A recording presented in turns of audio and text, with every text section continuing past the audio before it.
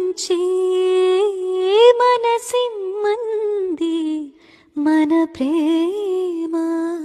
కలగన్నాను కవినైనాను నిన్ను చూసి, నిన్ను చూసాకే నిజమైనాను తెరతీసి. బహుశాయి ఆమని పిలిచిందారమ్మని, ఒకటైతే కమ్మని.